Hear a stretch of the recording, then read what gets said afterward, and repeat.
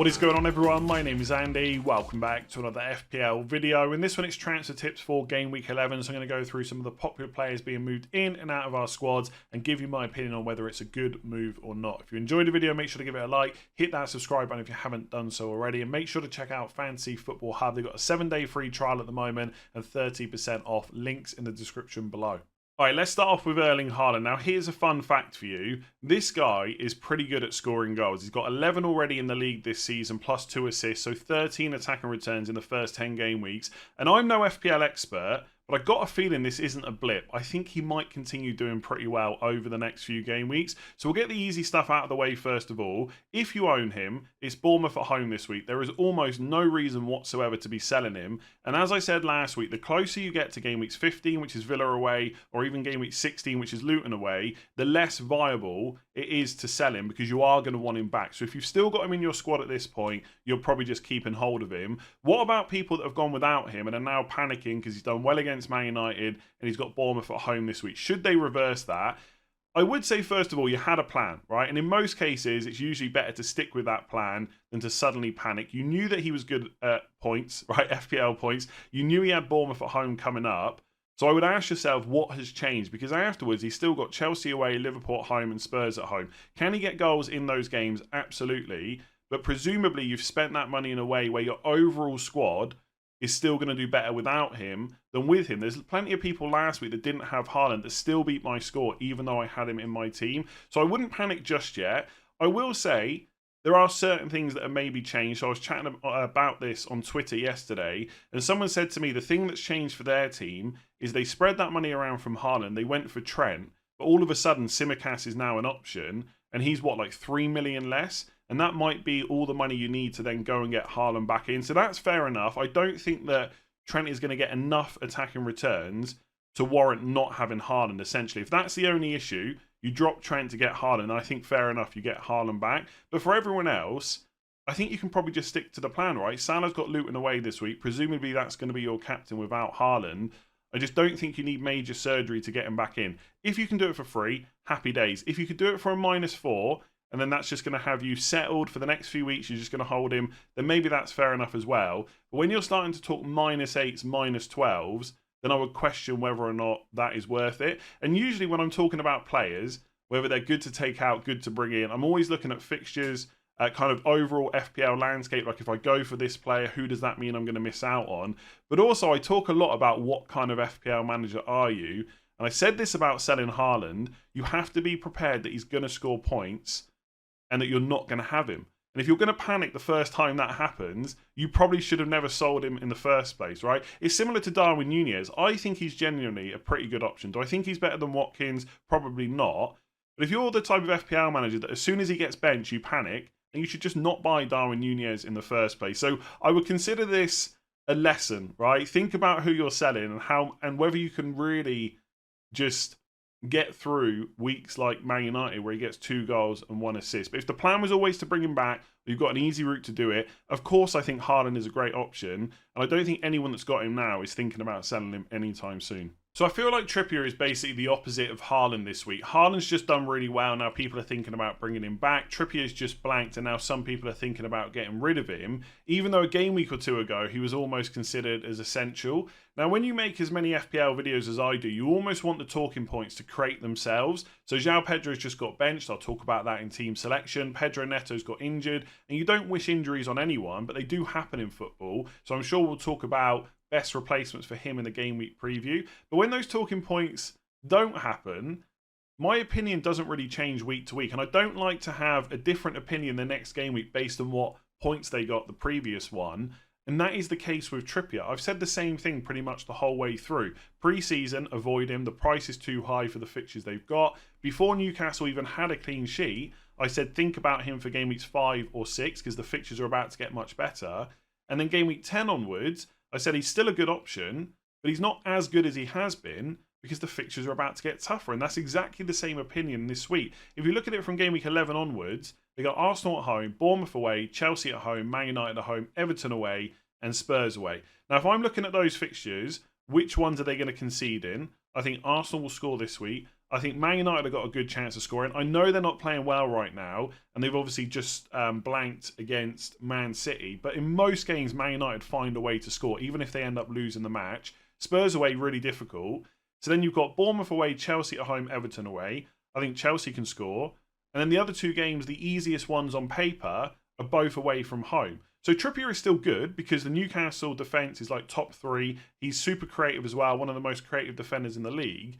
But he's not as good as he has been, and the price is a lot different compared to last year. He's at 7 million now, not 5 million like he was last season. And so some sacrifice has to be made somewhere. I've said that countless times over the last couple of game weeks. And for me, it was to sacrifice Trippier so that I can have Watkins, Haaland, Son, Saka and Salah. For other people, they dropped one of those attackers and went with Trippier instead. Either way is fine, but I would just ask yourself what has changed. Like the narrative now is the Newcastle look really tired. I think people are looking for a reason to why they conceded 2 goals and are now looking at these fixtures and maybe panicking a little bit. Whereas actually, I think if you've got Trippier, like I certainly wouldn't be taking him out for a hit. That just seems like absolute madness. If you've got a free transfer, fair enough.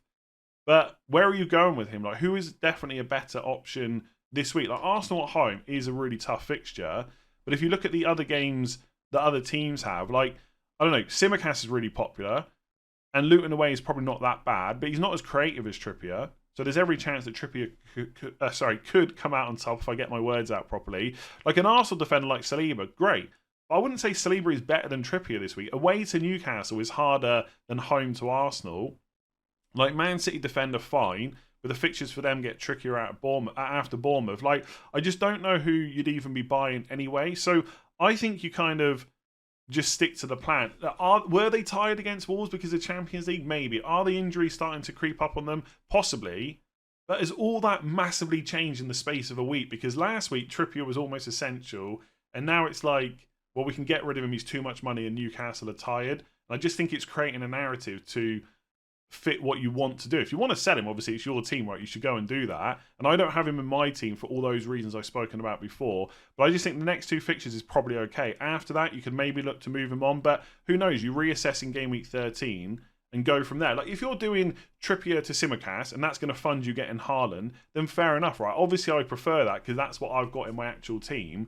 But I think for a lot of people, it's just a panic because he's blanked and he's not going to get 0 points that often. And interestingly, just one last thing before I leave the Trippier conversation, is he put up 0.57 expected goal involvement, right? So plenty of chances created. That is his second highest all season. The only game where he got more than that was was Sheffield United.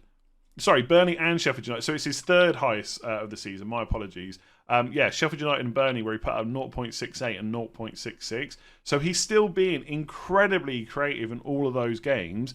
But this is football. This is FPL. And sometimes the games where you put up good numbers, you don't get returns. And then other games which look a bit harder, you do. So I think he's perfectly viable to keep.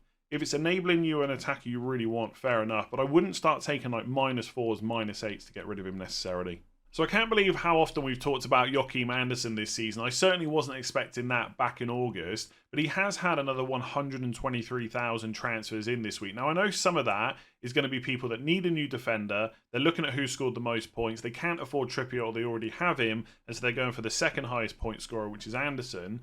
But also, Palace do just have some good fixtures, so they might just be bringing him in because of that. So I think it's worth talking about Crystal Palace in general. So their fixtures are Burnley away this week, then it's Everton at home, Luton away, West Ham away, and Bournemouth at home. So the next 5 game weeks look pretty good. Because Andersen and the likes of Gay are kind of 5 million or below, you could also bench them in some of the games if you've got better options as well. But if you needed to play a defender over the next 5 game weeks, I think Crystal Palace are worth looking at. I do have some slight concerns about how good they might be overall because Mitchell picked up an issue last weekend. We don't know if he's going to be out yet or how long that might be for. And obviously we'll find out in the press conference, hopefully, from Roy Hodgson on Friday. But him being out wouldn't be great because he has been a mainstay in that team at left back. And they still don't have Eze and Elise. And I appreciate they're not defenders, but they just being out just make Crystal Palace worse overall. So there are some minor concerns. But last season the defence was good. This season it's looked pretty good as well. And those fixtures coming up are decent. So I think it's worth looking at a defender. The other thing to consider is how well they rotate with certain players. So Cole Palmer, for example, look, if he's going to keep getting minutes and keep penalties, even with the bad fixtures they got, you could just play him. But if you wanted to rotate him for these bad fixtures and then bring him back in from game week 14 onwards when the fixtures get a bit better, straight away you could play a Palace defender instead. I appreciate playing defenders over attackers is not that exciting, but even for some of the popular players at the moment, like Gabriel this week, Newcastle away, where you could play a Crystal Palace defender against Burnley away instead. Tsimikas has got Man City away in game week 13, almost no chance of a clean sheet in that game. And then Crystal Palace have got Luton away. So they rotate in with a lot of players that are popular right now. Would I buy Andersen? Well, I guess a bit like Trippier, my opinion hasn't changed. I just think for 5 million, he doesn't offer enough over someone like Gay at 4.5 million. Now, I appreciate I'm saying this after another week where he's got an attack and return and assist. And he has got 2 goals, 1 assist all season. I think Gay is on 0 attack and returns, yeah. But I still don't think... Like, I talked about Cash versus Pau Torres and Konza. Was he worth the extra kind of 0.5 if you were buying Cash later on? Obviously, if you got him at 4.5, 4.6, different conversation. But I think the difference between Pau Torres and Cash is, like, the gap is wider in terms of expected points because of potential attack and returns than it is with Gay or Andersen. So I just wouldn't spend that extra 0.5. If you've already got Andersen, fair enough. If you picked him up earlier, you're not going to sell him. But if you're buying new, I just don't see why you would go there. And the other thing I like about someone like Gay is when the fixtures do get worse, so after Bournemouth at home in 15, they got Liverpool at home, Man City away, Brighton at home, Chelsea away. It's not a great fixture run. But at 4.5, you just feel more comfortable benching him through those games, knowing that you've got that extra 0.5 to kind of spend elsewhere. So I do like Crystal Palace defence. That's why I put one in my wildcard team. I think they've got great fixtures you could play them through. They rotate nicely with a bunch of popular players, but I wouldn't spend that extra money on Andersen personally. All right, let's talk about Hwang Hee-chan at Wolves. Very popular this week, over 100,000 transfers in already. I suspect some of that is people moving off of Pedro Neto, but either way, he looks like quite a good option, especially when he's got Sheffield United away in game week 11, and he only costs 5.5 million. So if you're looking for that cheaper neighbour in midfield, he's definitely someone to consider. Wolves fixtures in general are pretty good over the next 6 game weeks, although 2 of their hardest fixtures are in the next 4. So they got Sheffield United away this week, then it's Spurs at home in game week 12, Fulham away in 13, Arsenal away in 14, which is the hardest fixture of the next 6. Then it's back-to-back home games, Burnley at home, Forest at home in 15 and 16. So I quite like the look of him from that perspective. I think he is overperforming on his goals so far. He's scoring 0.91 goals per 90 minutes, compared to 0.33 expected goals. But those expected goals and expected assist numbers combined are pretty decent for a player that's 5.5. So individually, there's not too much to dislike. I think his minutes are still going to be pretty good going forward. He's had 7 starts so far, 6 goals, 1 assist. The only thing with Wolves in general is how are they going to be without Pedro Neto, who's probably their best attacker? Will that weaken them in terms of their overall ability to score goals? And what will that mean for where Hwang plays? Because he has been playing through the middle. Will that continue? Will he now move wide to kind of deputise for Neto? We don't know. We also don't know at this point, it's worth saying, how long Neto might be out for. But overall, yeah, for 5.5 million or less, he's probably one of the best options. If we look at the points projections on Fantasy Football Hub for midfielders from game weeks 11, let's just go up to 15, right? And I'll put the price down to 6 million. We'll see how high up Hwang is. So there's 1, 2, 3, 4, 5, 6, 7 midfielders ahead of him. Now, with anything like this, you don't have to agree, but you can think about why that might be. So Odegaard, for example, for Brighton's got really good fixtures. So he's ahead. I'm not sure how much I agree with that because I think Hwang's goal threat is probably better. Palmer is ahead. Even though the fixtures are worse, he's got penalties, but also he's 0.5 million less. Now, if it was just a straight-up competition between Palmer and Hwang, and I was picking again this week, I didn't have to worry about that extra money, I probably would go for the Wolves man, but that 0.5 might come in handy later on. Even in a tough fixture, he might get you a penalty, and then later on, the fixtures are much better for Chelsea anyway, and if he keeps his place, even if he loses penalties to Nkunku when he's back, I still think he's a good option. You've got Gordon at 5.7, so you've got a little bit more to spend. I also really like him. I'm not sure I'd be going for Decore, even though his numbers and minutes have been pretty good. I can't see me going there or for Rodrigo. Willian may be an option. I don't particularly like Gibbs White, although he's pretty nailed. He's probably their penalty taker too. So there are other players to consider, but I think outside of probably Gordon and Palmer, and maybe Adingra as a Do you know what? Adingra is probably not even a short-term punt. I think when March out, he's going to get a lot of minutes. So I think those three are definitely worth considering, but so is Hwang as well. So I don't think it's a case that at his price point, he's absolutely the best option. But if you want to target the fixtures they've got coming up and you're happy to keep him for the next 6 game weeks, I really like him. I don't have any plans to get him in my team, but that's just personal preferences, and it's also just the way my midfield is set up. The only spot he could take is Palmer, and there's just no point in removing him right now. All right, let's talk about Destiny Udogie, who wasn't in the squad for Spurs against Crystal Palace on Friday. We knew he'd be a bit of a doubt for that game because he'd come off against Fulham the previous Monday. And at the time of recording, we still don't have an update about his injury. But Ange Postecoglou, after the Fulham game, said that it was just tightness. Before Crystal Palace, he never ruled him out. He just said he'd have to be assessed. So obviously it's unfortunate he didn't make that game, but it doesn't seem like it's a major injury. And between that Crystal Palace game and now Chelsea in game week 11, Spurs have got 9 days off. So I'm pretty hopeful that he's going to be back. And if he is fit and available, Postecoglou's going to put him straight back into that team. So obviously wait for an update before you sell him. If he is out, we'll talk about replacements in a minute. Let's assume that he's fit for Chelsea and answer the question, should you keep hold of him anyway? Now, I'm looking at the next 6 game weeks, so from game weeks 11 to 16. And if we think about which fixtures they're probably not going to get a clean sheet in, I think Chelsea at home's not that easy. I don't think Chelsea are a team that are ever going to score 3 or 4 goals against you, but they could get 1. Man City away in game week 14, very tough. And even Newcastle at home in 16, I don't really see a clean sheet there. So in game week 12, you've got Wolves away, a team that do find a way to score goals, although obviously they've not got Neto potentially for that game. Villa at home in 13. Difficult enough to get a clean sheet, I would say. And then West Ham at home in 15 is probably their best fixture.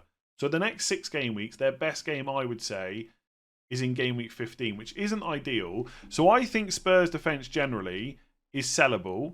And Udogie is not as attacking as someone like Porro anyway. So far, his expected goals per 90 are 0.03, expected assists 0.1. Now, he does get forward at times, but he's not creating a huge amount of chances, doesn't have massive goal threat. So I think generally, Udogie is not a rush to sell or anything like that, because at his price point, you can bench him, play other defenders, maybe playing him against Wolves, Villa, West Ham, whatever it is, right? You'll have to look at your own team individually. But as a defender that you want to play most weeks, I don't think he's necessarily the one right now. If you've got Porro, maybe it's a little bit different because he does provide that attacking threat as well. But I don't see a huge amount of clean sheets for Spurs. Their defensive numbers so far this season have been very good. They're top 5 for expected goals conceded.